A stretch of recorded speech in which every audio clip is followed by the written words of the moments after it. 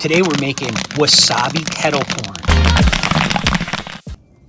Today we're making wasabi kettle corn. And to do that, we're gonna pop ourselves some nice kettle corn right in our popper, and then we're gonna coat it with some wasabi seasoning. So let's get popping. 1.5 cups of corn oil, 3 cups of corn.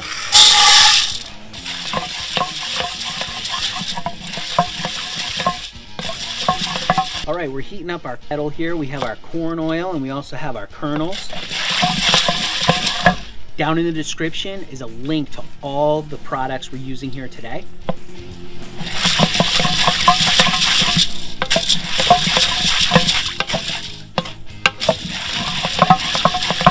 If you want to get the Popcorn Genius recipe book, there's a link down in the description where you can pick that up today.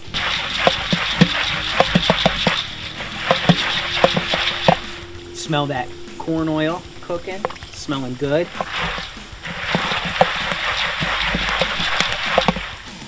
Starting to pop in there, so now we're going to add in our sugar and a little bit of compound S. There we go.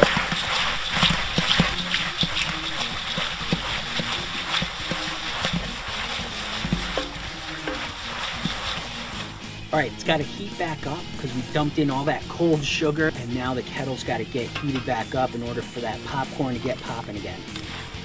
You're going to see it foam up a little bit. That's that compound S.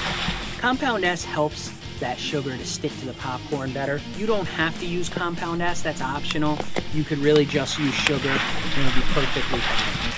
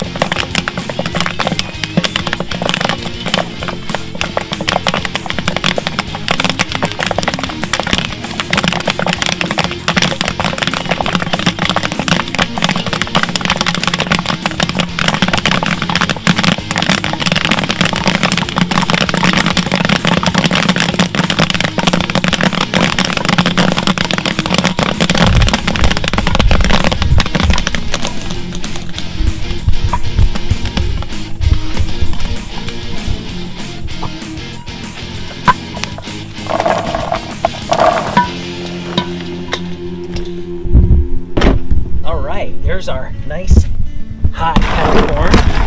We're going to give that a stir. We're going to give it a little pop of salt. Stir that around. And now we're going to add on our wasabi. This is our wasabi powder.